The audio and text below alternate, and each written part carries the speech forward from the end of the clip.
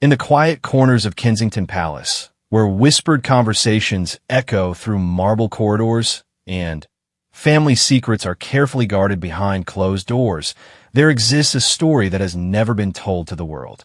It's not about grand ceremonies or public appearances that fill newspaper headlines.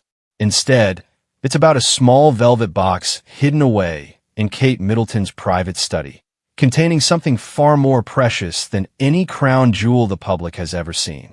Inside that box lies a delicate tiara, no bigger than a child's hand, crafted not by royal jewelers or ancient craftsmen, but by a mother's love and a grandmother's wisdom. This isn't just another piece of royal jewelry destined for state occasions.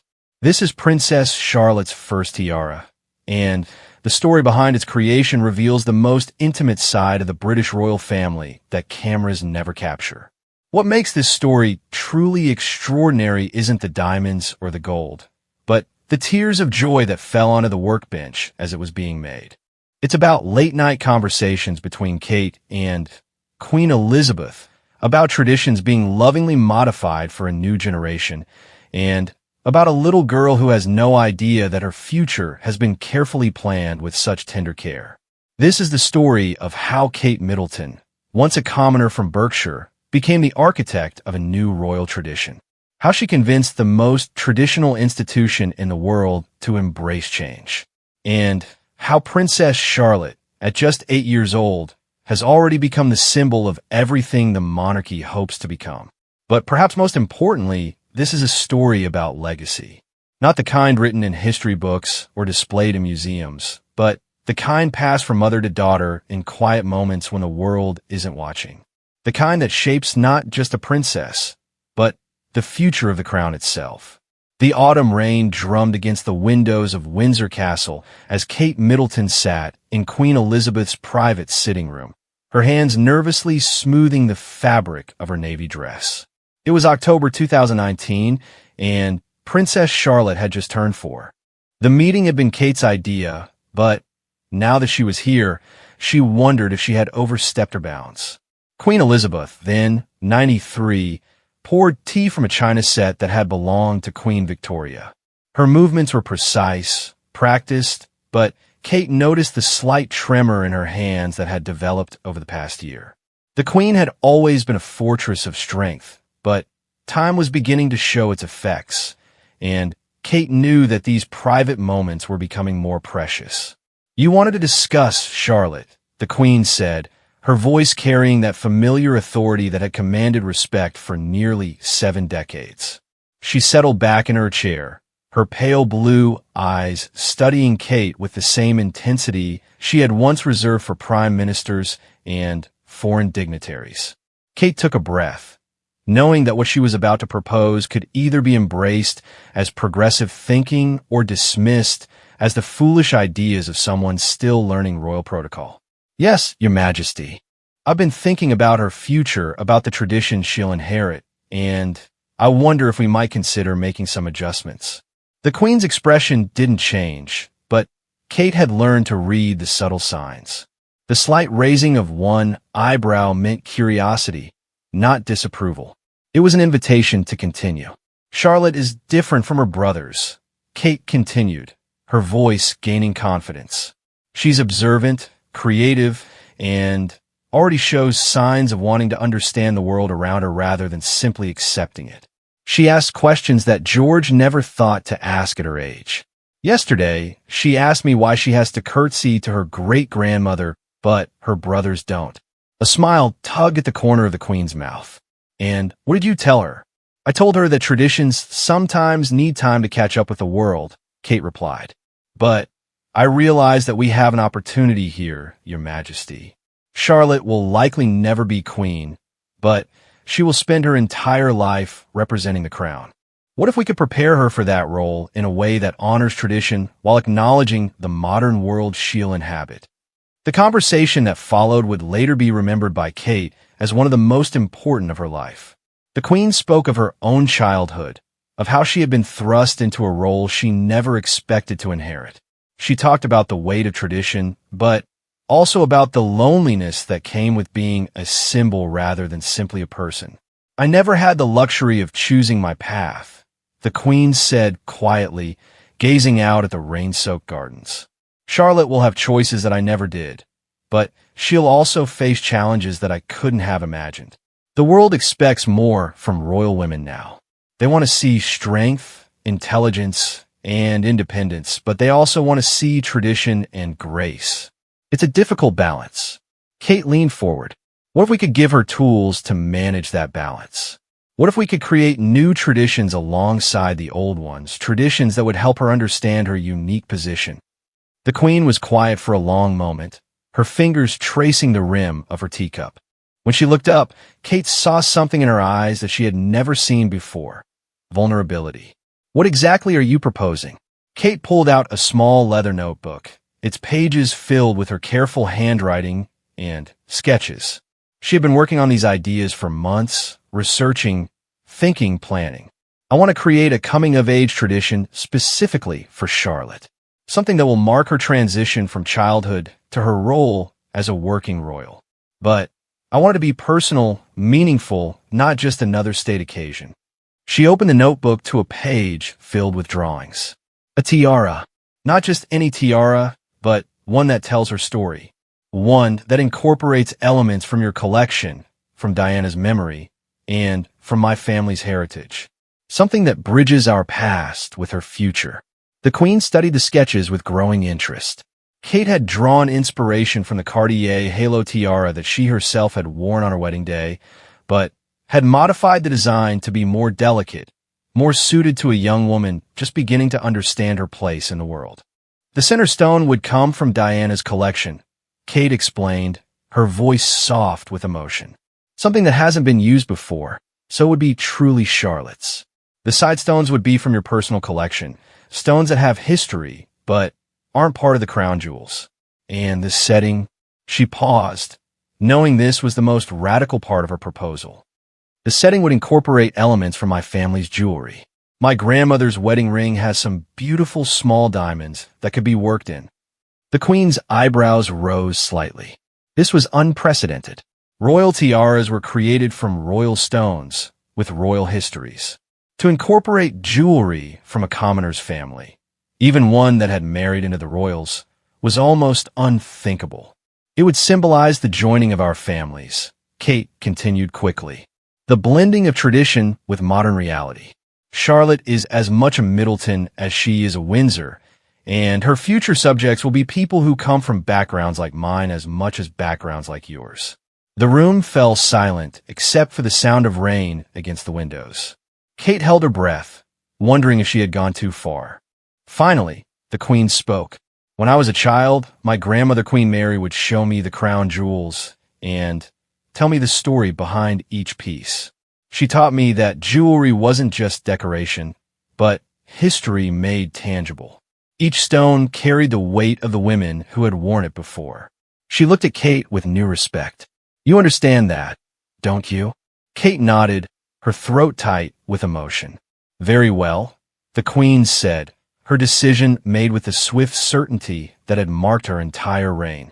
But this must be done properly. We'll need to involve the Royal Collection Trust, find the right craftsman, ensure that the design meets proper standards. And Kate, she paused, her voice taking on a warning tone. This must remain absolutely secret until Charlotte is ready. No leaks to the press, no hints to the family. This is between us. Over the following weeks, Kate found herself drawn into a world she had never imagined. The Queen introduced her to Sarah Bradford, the deputy surveyor of the Queen's works of art, who would help navigate the complex protocols surrounding royal jewelry.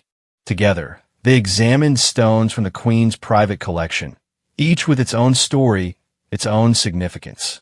There was a stunning sapphire that had belonged to Queen Alexandra, Edward VII's wife, who had modernized many court traditions. A set of diamonds from Queen Mary's collection that had never been set because the Queen had never found the right piece for them. And, most significantly, a beautiful pink diamond from Diana's collection that had been overlooked in the division of her jewelry, but carried tremendous sentimental value. Kate learned that Diana had bought the stone herself during a trip to Australia early in her marriage, intending to have it set into a piece for her daughter if she ever had one. The irony wasn't lost on anyone that it would now be used for Diana's granddaughter. The search for the right craftsman led them to David Thomas, a master jeweler who had worked on pieces for the royal family for over 30 years. He operated out of a small workshop in Hatton Garden, London's jewelry district, where he created pieces for clients who valued discretion above publicity. When Kate and Sarah first met with David in his workshop, he listened to their requirements with the calm professionalism of someone accustomed to unusual requests. But when Kate explained the true purpose of the tiara, his demeanor changed completely. "For Princess Charlotte," he repeated, his voice filled with awe. "A piece that will mark her coming of age." He examined the stones they had brought, his expert eye assessing their quality and potential. "This is not just jewelry, Your Royal Highness. This is history in the making." The design process took months. Kate would slip away from her official duties whenever possible to visit David's workshop, where she would spend hours discussing the placement of each stone, the curve of each setting, the overall proportion of the piece. She learned about the different types of gold, the various setting techniques, the importance of balance in both design and weight. David taught her that a tiara wasn't just a crown, but an engineering marvel. It had to be light enough to wear comfortably, strong enough to support valuable stones, and flexible enough to accommodate different hairstyles. Most importantly, it had to be designed to grow with its wearer, suitable for a young woman just beginning her royal duties, but elegant enough for state occasions decades in the future. The centerpiece was the pink diamond from Diana's collection, a stunning stone that seemed to capture light and hold it, creating an almost ethereal glow. Around it, David arranged the diamonds from Queen Mary's collection in a delicate floral pattern that echoed the rose, England's national flower. But it was the incorporation of stones from Kate's family jewelry that posed the biggest challenge. The diamonds from her grandmother's wedding ring were smaller than the royal stones, but David found a way to use them as accent pieces, creating tiny stars between the larger flowers. The effect was subtle, but meaningful, visible only to someone who knew what to look for. As the tiara began to take shape, Kate found herself thinking constantly about Charlotte. Her daughter was growing so quickly, changing from a toddler to a little girl with her own personality and opinions. Charlotte had inherited Diana's expressive eyes and Kate's practical nature, but she also had something uniquely her own, a quiet confidence that suggested she understood, even at 4 years old, that she was different from other children. Kate began incorporating subtle preparations into Charlotte's routine, art lessons that focused on jewelry design, history lessons that included stories of royal women who had made their mark on the world, conversations about the importance of family traditions, and the responsibility that came with privilege. Charlotte absorbed it all with the seriousness of a much older child, asking thoughtful questions that sometimes surprised Kate with their depth. When Charlotte asked why some queens were remembered fondly while others were forgotten, Kate realized that her daughter was already thinking about legacy, about how she wanted to be remembered. The tiara was completed in the summer of 2020, during the height of the pandemic when the royal family was largely confined to their residences. Kate held it for the first time in David's workshop, with only Sarah Bradford as witness. It was more beautiful than she had imagined, delicate yet substantial, traditional yet modern. "It's perfect," she whispered, tears in her eyes as she thought about the moment when Charlotte would first wear it. David smiled, his own eyes moist. "It's been the honor of my career, Your Royal Highness, to create something that will become part of royal history, that will be worn by Princess Charlotte, and perhaps by her daughter someday." There are no words. The tiara was transported to Windsor Castle under the highest security, where it was photographed and cataloged by the Royal Collection Trust before being placed in a climate-controlled vault. But Kate had requested one additional item, a replica, exact in every detail except for the stones, which were high-quality crystals rather than genuine gems. "I want Charlotte to have something to practice with," she explained to the Queen during one of their regular team meetings. "Something she can hold, try on, get comfortable with." The real tiara is too valuable to risk with a child's curiosity. The queen approved, understanding the wisdom of preparation. She remembered her own first experiences with heavy crowns and elaborate jewelry, the neck strain and headaches that came from wearing pieces she hadn't trained for. The replica was kept in Kate's private study at Kensington Palace, hidden away in a velvet-lined box that would later become part of the story's legend.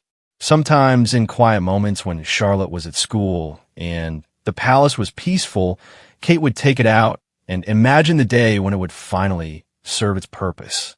She began to plan for that day, thinking about how to create a ceremony that would be meaningful without being overwhelming, private enough to protect Charlotte from media pressure, but significant enough to mark the importance of the moment. The Queen had suggested Charlotte's 18th birthday, the traditional age of majority for royal family members. But as Kate watched her daughter grow, she began to wonder if 18 might be too late. Charlotte was already showing signs of wanting to understand her role, already asking questions about her future responsibilities. Perhaps the ceremony should mark the beginning of her preparation rather than its end. The conversation about timing would continue over the years, evolving as Charlotte herself evolved. But the tiara waited patiently in its box, a symbol of love, tradition, and hope for the future of the monarchy. The years between 2020 and 2024 brought changes to the royal family that no one could have predicted. The pandemic had forced them to adapt to a new way of connecting with the public, and Charlotte had grown from a curious 4-year-old into an 8-year-old who seemed to understand more about her unique position than anyone expected. Kate watched her daughter's development with a mixture of pride and concern. Charlotte had inherited the best qualities of both sides of her family, but she had also inherited the weight of expectation that came with being a royal princess in the modern world. Unlike her great-grandmother, who had grown up in a time when royal children were largely shielded from public view until adulthood, Charlotte was photographed and analyzed from birth. Every public appearance was scrutinized, every expression interpreted. When Charlotte made a face during the Queen's Platinum Jubilee celebrations in 2022, it became a meme that circulated around the world. When she showed genuine emotion during her great-grandmother's funeral later that year, the photos of her tears became symbols of a nation's grief. Kate realized that the Tiara project had become more urgent than she had originally thought. Charlotte needed something that was entirely her own, something that connected her to her heritage without the weight of public expectation. The secret tiara represented hope for a future where Charlotte could define her own relationship with duty and tradition.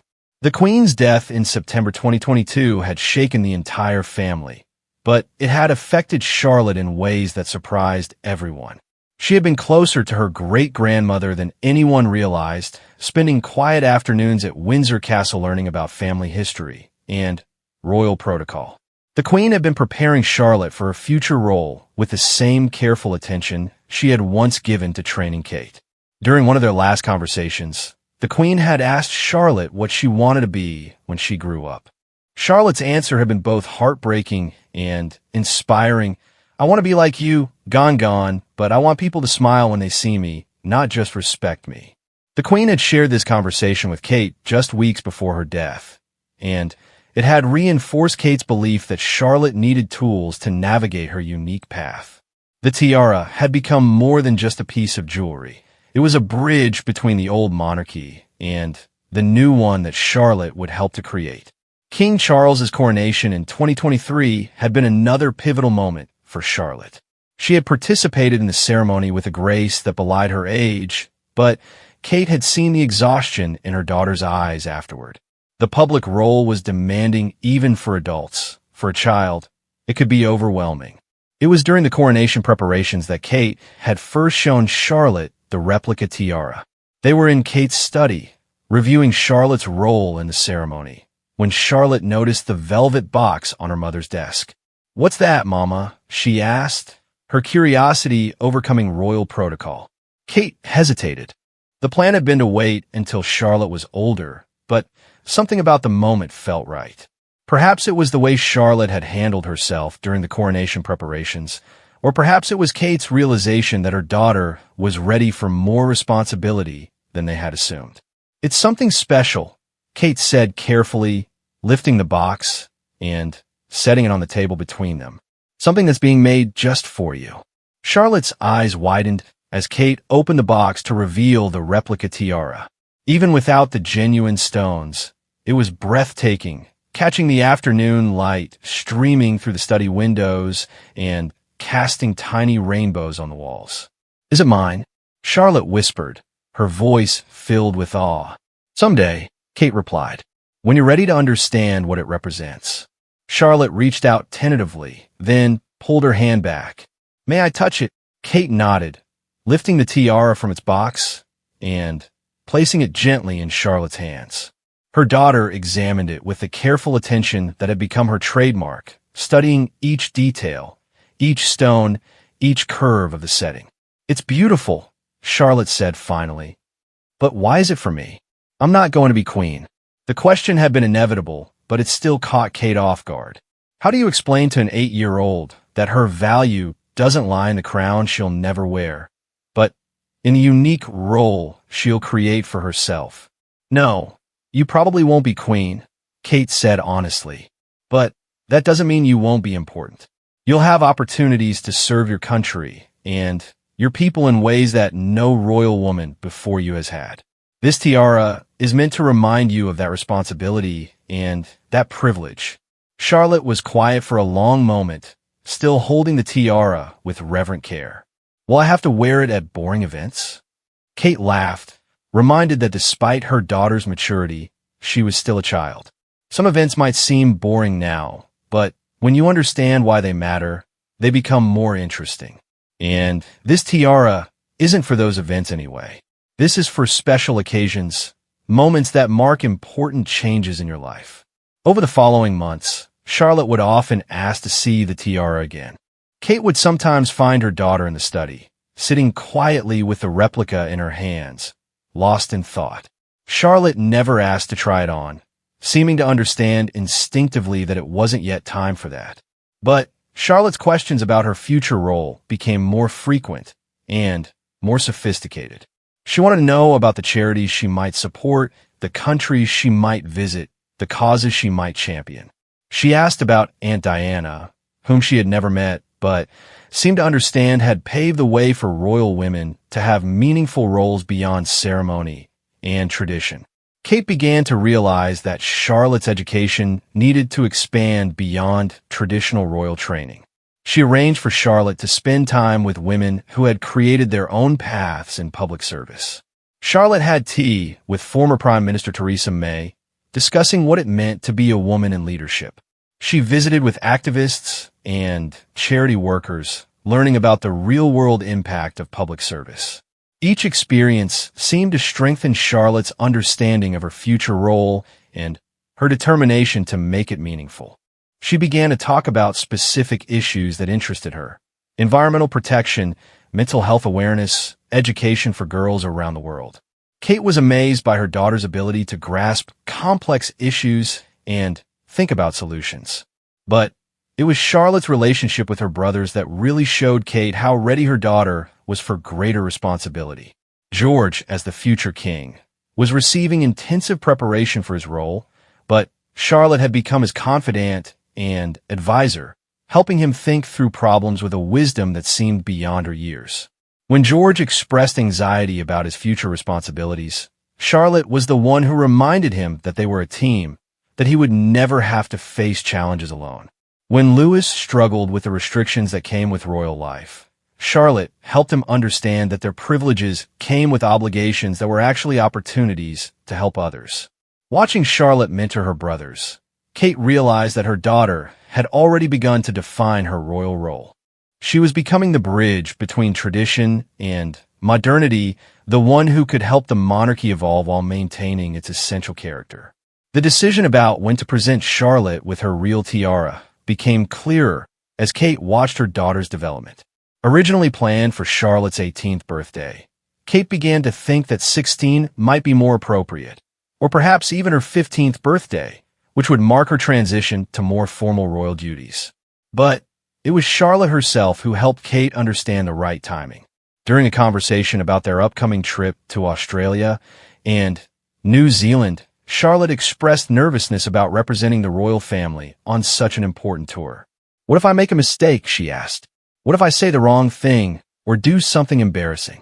Kate realized that Charlotte needed something to give her confidence, something that connected her to the long line of royal women who had faced similar challenges and succeeded.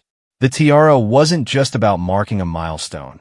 It was about providing strength and connection to heritage.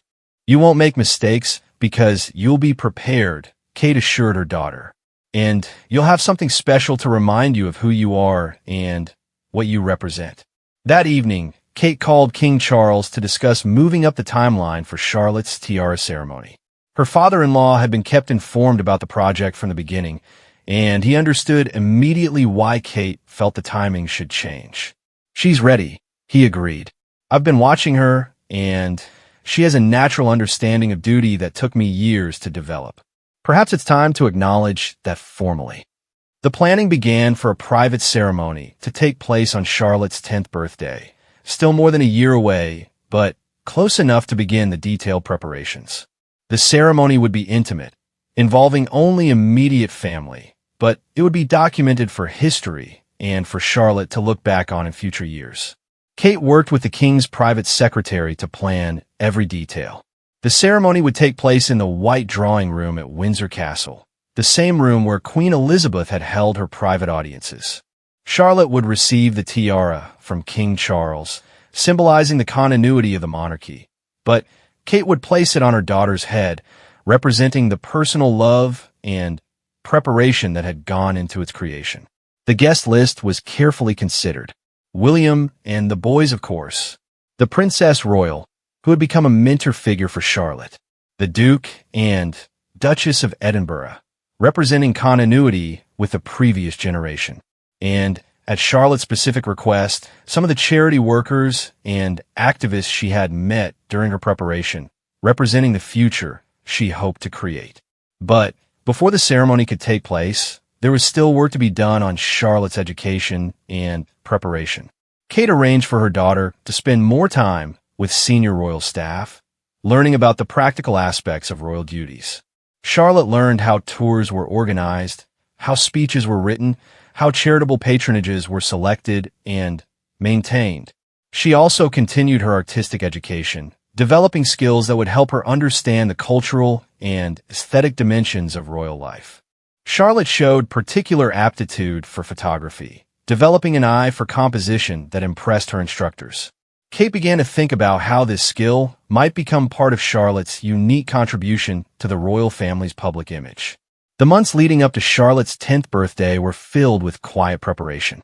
The real tiara was removed from its vault and examined by David Thomas, who made minor adjustments to ensure a perfect fit. New official portraits were planned, capturing Charlotte at this pivotal moment in her development. But perhaps most importantly, Kate and Charlotte spent hours together discussing what the tiara represented and what Charlotte's future role might look like. These conversations took place during long walks through Windsor Great Park, away from the formality of palace life, where mother and daughter could speak openly about hopes, fears, and dreams. Charlotte's questions had evolved from simple curiosity to deep thoughtfulness. She wanted to know how to balance personal happiness with public duty, how to maintain authenticity while fulfilling ceremonial roles, how to create meaningful change while respecting tradition. Kate found herself learning as much as teaching during these conversations. Charlotte's perspective on the monarchy was fresh and unencumbered by years of protocol and tradition. She saw possibilities that had never occurred to Kate, ways of connecting with people that went beyond traditional royal engagements. As Charlotte's 10th birthday approached, Kate felt a mixture of excitement and nervousness. The ceremony would mark not just the presentation of a tiara, but Charlotte's formal acknowledgement as a working member of the royal family, ready to take on responsibilities that would shape her entire future. The little girl who had once asked why she had to curtsy to her great-grandmother was about to become a princess in the fullest sense of the word, prepared to help guide the monarchy into a new era while honoring the best of its past. The morning of Charlotte's 10th birthday dawned crisp and clear at Windsor Castle. Kate woke before sunrise, her mind racing with the significance of the day ahead. After 5 years of planning, preparation, and hope, the moment had finally arrived when Charlotte would receive her tiara and formally begin her journey as a working member of the royal family. Kate made her way to Charlotte's room, where she found her daughter already awake, sitting by the window watching the sunrise paint the castle grounds in shades of gold and pink. Charlotte had always been an early riser, but today there was something different about her stillness, a sense of anticipation mixed with gravity that seemed beyond her years. "Happy birthday, sweetheart," Kate said softly, sitting beside her daughter on the window seat. Charlotte turned with a smile that mixed excitement with nervousness. "Is today really the day, Mama? The day I get my tiara?" "Today is the day," Kate confirmed, smoothing Charlotte's hair. "Are you ready?" Charlotte was quiet for a moment, looking out at the ancient stones of Windsor Castle, where generations of royal children had grown up and taken on the responsibilities of their heritage. "I think so," she said finally. "I've been thinking about what Gongon used to tell me about being brave, even when you're scared." Kate's heart swelled with pride. Even a year and a half after Queen Elizabeth's death, Charlotte still drew strength from her great-grandmother's wisdom. It was exactly the kind of continuity that Kate had hoped the tiara would represent. The morning was spent in careful preparation. Charlotte's hair was styled in a simple but elegant way that would showcase the tiara without overwhelming her youthful features. Her dress, designed specifically for the occasion, was a soft blue that matched her eyes, with delicate embroidery that echoed the floral motifs of the tiara itself. As they prepared, Kate shared some of the history behind the stone Charlotte would be wearing. She told her about Diana's trip to Australia, where she had bought the central pink diamond, about Queen Mary's collection, and the stories behind each piece about Kate's own grandmother and the love that had been built into her simple wedding ring. "Every stone has a story," Kate explained as Charlotte's stylist put the finishing touches on her appearance. "And now you're going to become part of those stories. Someday, you might tell your own daughter about this day, about what it meant and how it felt." Charlotte nodded seriously, understanding that she was about to become part of something much larger than herself. The ceremony was scheduled for 4 o'clock in the afternoon in the white drawing room where Queen Elizabeth had once received prime ministers and foreign dignitaries. As the time approached, family members began to arrive, each understanding the significance of the moment. William arrived first, bringing George and Louis, both of whom had been carefully prepared for their sister's special day. George, now 12, and increasingly aware of his own future responsibilities, looked at Charlotte with a mixture of pride and understanding. Louis, still young enough to be primarily excited about a party, nonetheless sensed the importance of the occasion. The Princess Royal came next, carrying herself with the same dignified bearing that had made her one of the most respected members of the royal family. She had worked closely with Charlotte over the past year, teaching her about the practical aspects of royal duties, and had developed a special affection for her great-niece's thoughtful approach to her role. King Charles arrived precisely on time, carrying the leather case that contained Charlotte's real tiara. His own emotions were carefully controlled, but Kate could see the pride in his eyes as he looked at his granddaughter. He had watched Charlotte develop from a curious toddler into a poised young woman, and he understood better than anyone what this moment represented for the future of the monarchy. The other guests had already assembled. The charity workers Charlotte had met during her preparation, the palace staff who had watched her grow up, and a few close family friends who understood the significance of the occasion. The gathering was intimate but meaningful, representing the different communities that Charlotte would serve throughout her life. As 4 o'clock approached, Charlotte stood with her family in the blue drawing room, adjacent to where the ceremony would take place. She was calm, but focused, displaying the same composure that had impressed everyone who worked with her. King Charles took her aside for a private moment, speaking quietly about the responsibilities and privileges she was about to formally accept. Kate couldn't hear the conversation, but she saw Charlotte nod solemnly, then smile with genuine joy. Whatever her grandfather had said had clearly resonated with her. The procession into the white drawing room was simple, but moving. Charlotte walked between her parents, followed by her brothers and the other family members. The room itself had been decorated with flowers from the Windsor Castle Gardens, creating an atmosphere that was both formal and personal. King Charles stood at the front of the room, the tiara case on a small table beside him. As Charlotte approached, Kate was struck by how mature her daughter looked, how ready she seemed for this moment that would change her life forever.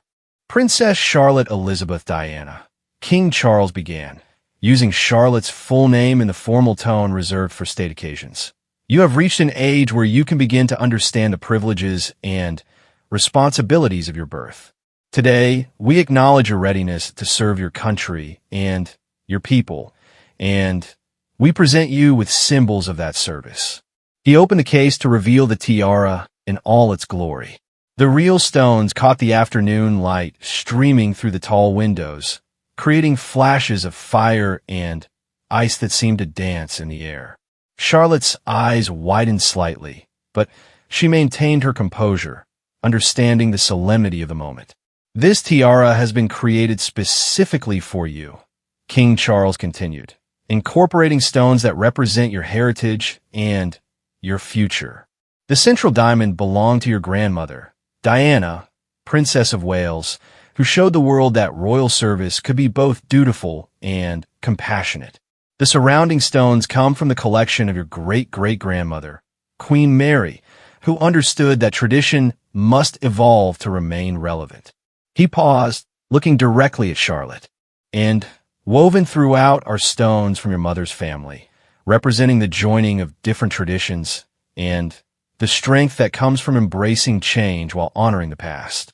Kate stepped forward to take the tiara from the king, her hands trembling slightly as she felt the weight of the moment.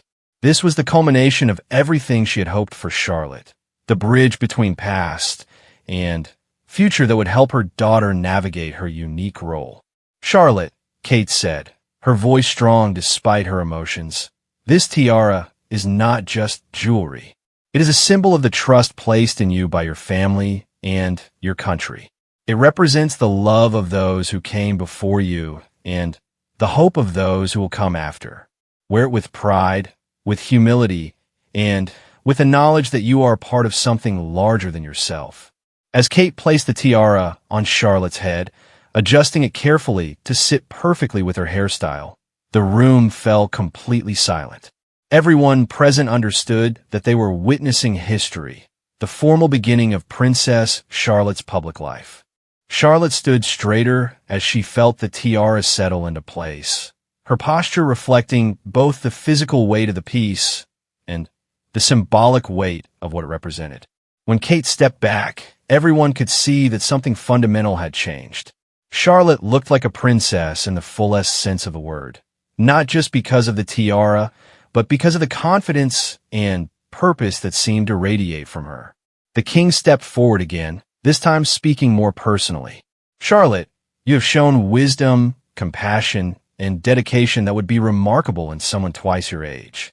You understand that service is not a burden, but a privilege, and that leadership means lifting others up rather than standing above them. Today, we formally recognize what we have all seen developing. You are ready to begin your lifelong service to the crown and to the people. Charlotte curtsied to her grandfather with perfect form, then turned to face the assembled guests.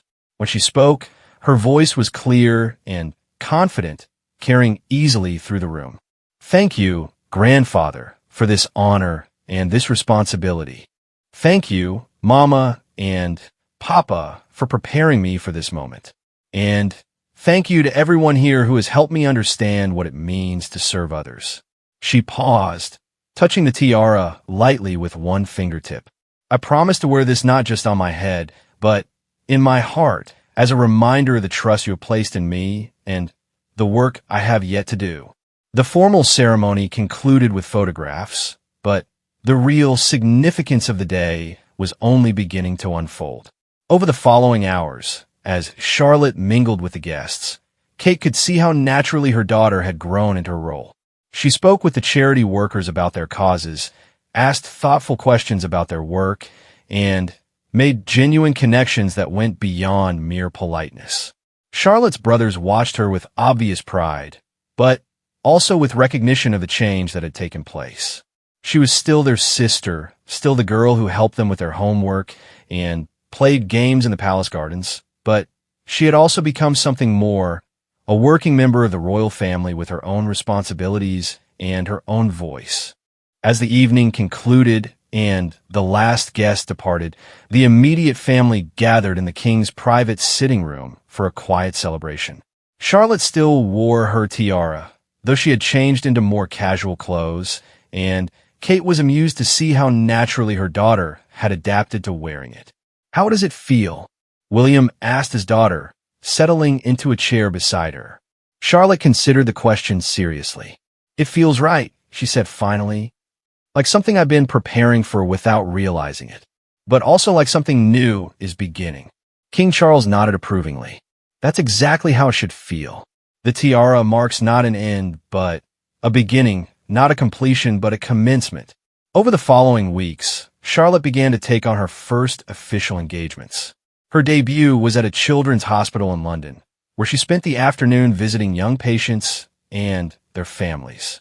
The media coverage was extensive but respectful, focusing on Charlotte's natural ease with the children and her genuine interest in their stories. The tiara made its public debut at Charlotte's first state dinner, a relatively small affair for visiting dignitaries from New Zealand. Charlotte wore it with a simple but elegant gown, and the photographs from that evening showed a young woman who looked entirely comfortable in her role. But it was Charlotte's work behind the scenes that truly impressed those who worked with her. She threw herself into learning about the charities she would eventually patron, spending hours researching issues and meeting with experts. Her questions were intelligent, and her suggestions often innovative, showing a fresh perspective on problems that had been addressed in traditional ways for generations. Kate watched her daughter's development with a mixture of pride and amazement. The girl who had once asked why she had a curtsy to her great-grandmother had become a princess who understood that protocol existed to serve a purpose, who could follow tradition while thinking creatively about how to make it more meaningful and effective. The Tiara project had succeeded beyond Kate's wildest hopes. Charlotte wore the piece with natural grace, but more importantly, she understood what it represented. She had embraced her role not as a burden, but as an opportunity, not as something that defined her, but as something she could define. As Charlotte's 10th birthday year progressed, she began to develop her own initiatives and interests. She became particularly passionate about environmental education for children, combining her love of photography with her concern for the natural world. Her first official patronage was announced on her 11th birthday, a new foundation focused on connecting urban children with nature through innovative programs. The announcement was made with Charlotte wearing her tiara, now as comfortable and natural as any other piece of her wardrobe. But the real significance was in the words she spoke about her new role, words that showed the depth of her understanding and the brightness of her vision for the future. "I want to help children see that they can make a difference," she said to the gathered media, "that they don't have to wait until they're grown up to care about the world around them. Every person, no matter how young, has something valuable to contribute." Watching her daughter speak with such confidence and purpose, Kate realized that the legacy she had hoped to create was already taking shape. Charlotte was becoming exactly what the monarchy needed, a bridge between tradition and modernity, a symbol of service and dedication, and a voice for the future that honored the past while boldly embracing change. The tiara gleamed in the camera flashes, its stones catching the light and throwing it back in brilliant sparkles. But the real brilliance came from Charlotte herself, a young woman who understood that true nobility came not from the crown on her head, but from the service in her heart. The story of Princess Charlotte's tiara was no longer just about a piece of jewelry or even about coming-of-age traditions. It had become the story of how the monarchy could evolve while maintaining its essential character, how a young princess could honor her heritage while creating her own path, and how love and careful preparation could shape not just a person, but an institution. As Charlotte continued to grow into her role, the tiara remained a constant reminder of the moment when possibility became reality, when potential became purpose, and when a princess truly began her journey of service to the crown and to the people she would spend her lifetime serving. The legacy that began with Queen Elizabeth's wisdom grew through Diana's compassion and was nurtured by Kate's vision had found its perfect expression in Charlotte herself, a princess for the modern age who would carry the best of the past into a bright and hopeful future.